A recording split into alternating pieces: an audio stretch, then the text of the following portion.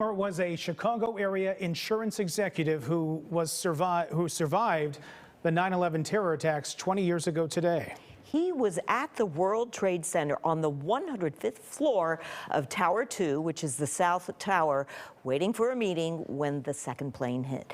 Joe joins us live this morning. Good morning, and thank you for joining us. It is amazing to me to hear that you were all the way up in the 105th floor. How did you escape? You need a little bit of good decision making, a little bit of luck, and a little bit of divine providence. We were fortunate. 54 people were in that meeting, and 7 of us, myself included, were able to make the good decisions and make the right decisions to continue to move on, not hesitate, not wait, not heed to the call in the building that said return to your workstation or stay where you were until further notice. We just continued to move, and it allowed us to get down past the strike zone of floors 77 through 83. Joe, were you still in the South Tower when the plane hit the South Tower, or were you already clear?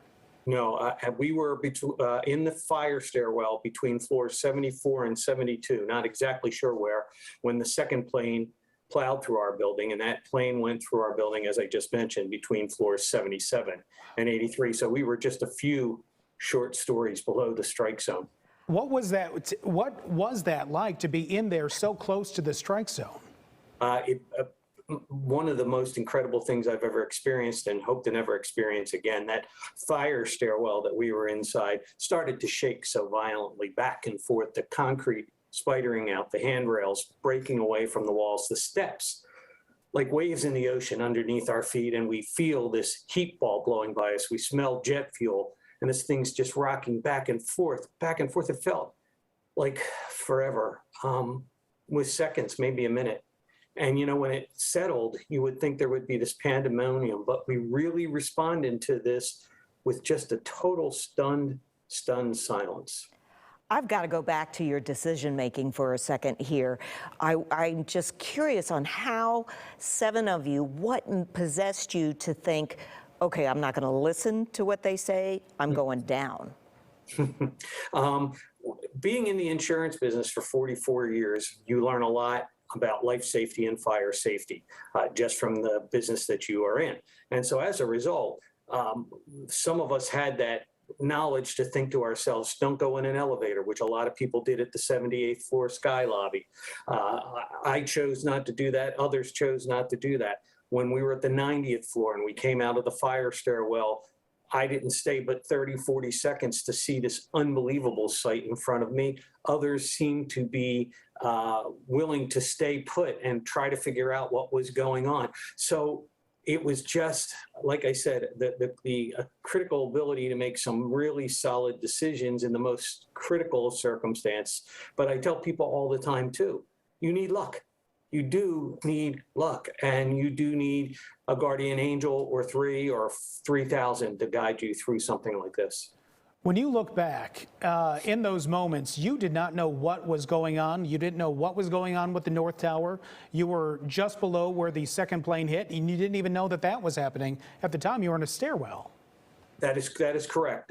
Cell phones weren't working. The main cell tower for all Southern Manhattan was on top of the North Tower, so we're not able to communicate. We had no clue what was going on. Each and every one of you knew way more what was going on inside and outside those buildings than any of us that were right there. We really had no idea. You have the most compelling story to tell.